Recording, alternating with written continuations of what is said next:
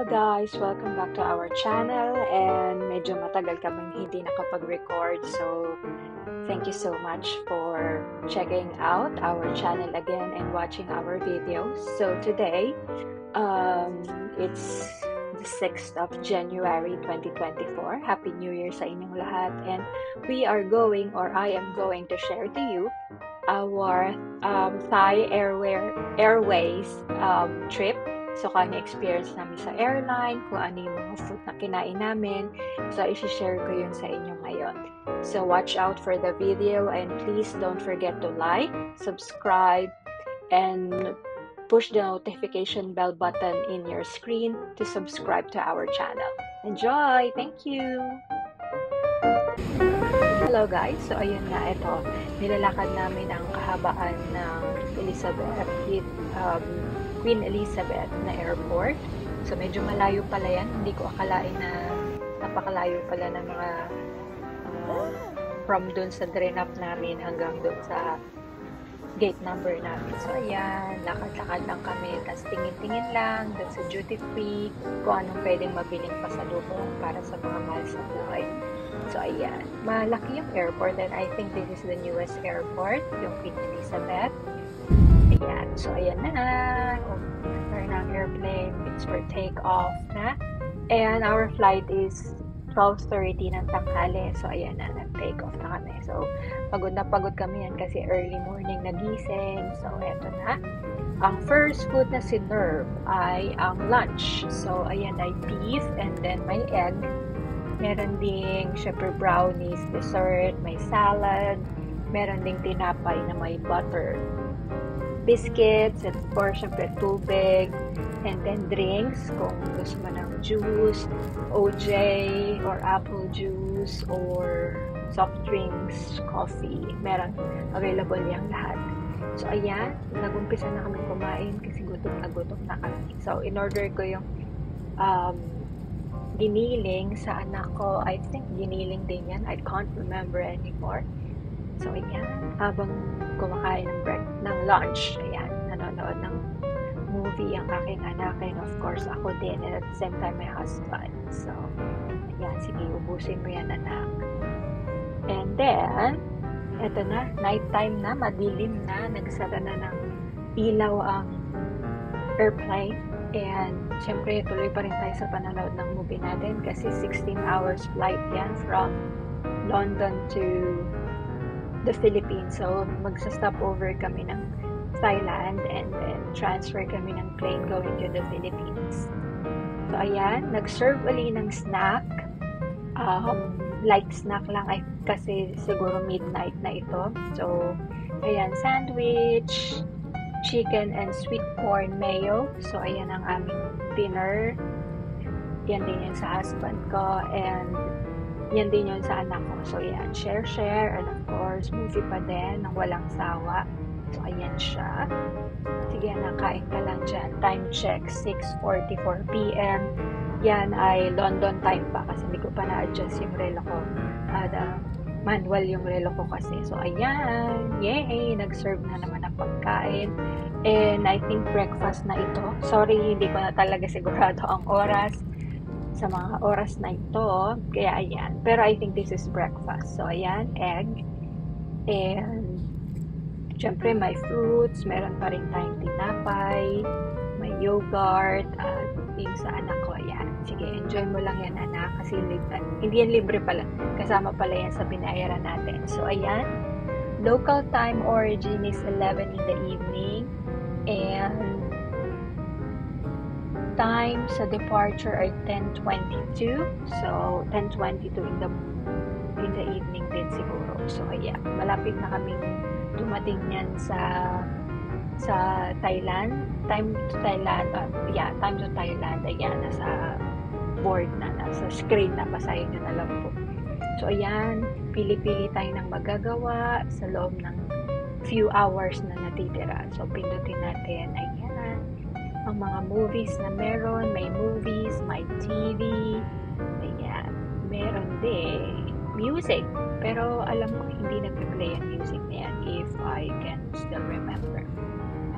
So, meron ding part na to na ayan, information kung nasaan ka na, current destination mo, current status, and yung time sa destination, time din dun sa previous destination. So, may mga movies, ayan, onboard services, yung parang duty-free nila, meron ka din makikita dyan. So, ayan.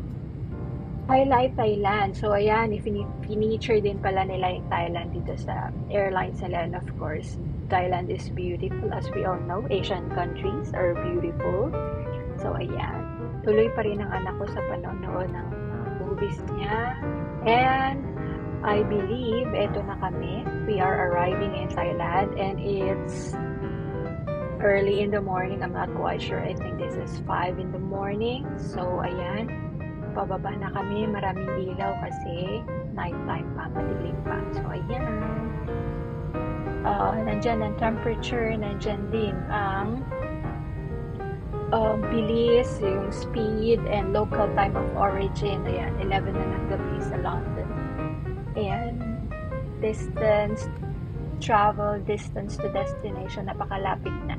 Ayan, malapit na kami mag-landing. Welcome to Thailand. So, ano lang pala to, parang an hour and 30 minutes lang yung stopover namin, and hindi ko rin in-expect na ang layo pala ng lalakarin. So, ayan, lakad mode na naman ang Tintan papunta sa aming gate doon sa kabilang dulo. So, parang nasa dulo yung international arrival, and nasa kabilang dulo naman ang international departure. Siyempre, yan na, nakasakay na tayo sa aeroplano at nag-serve na sila ng pagkain.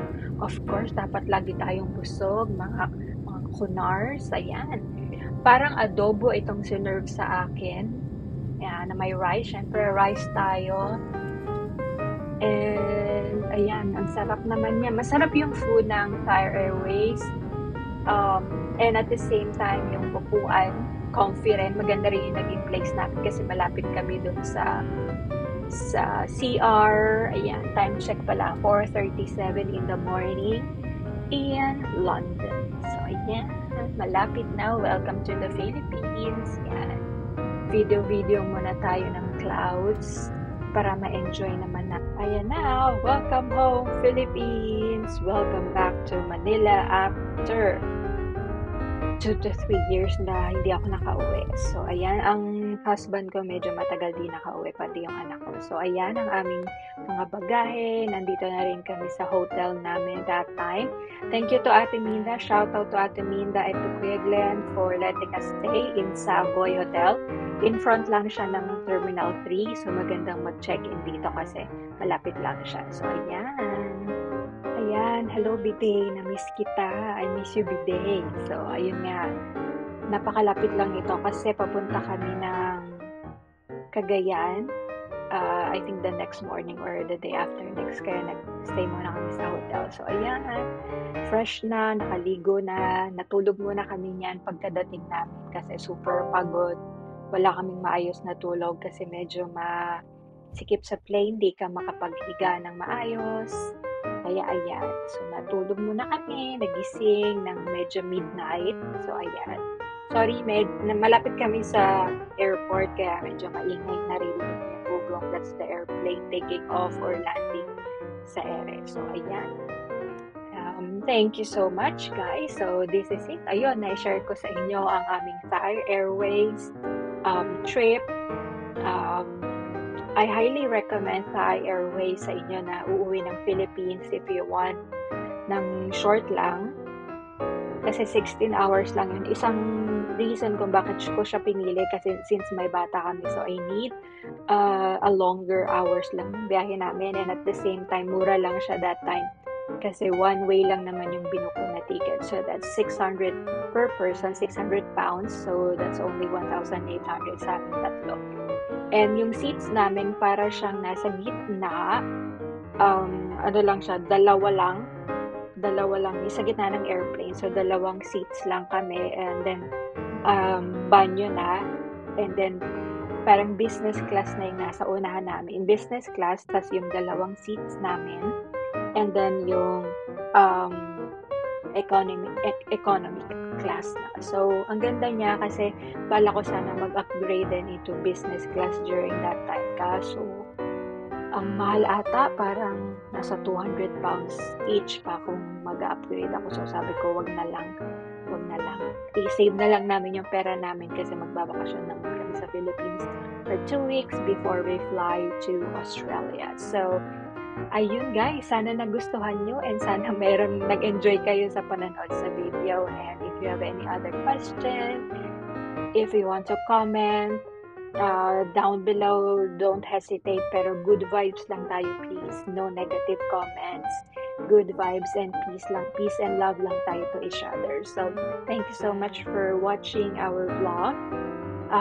Keep posted kasi I will try to upload more videos regarding our arrival here in Australia, kung ano yung kung magkano rental namin, magkano ang binabayaran ko every week sa electricity, sa bills, sa phone, and etc.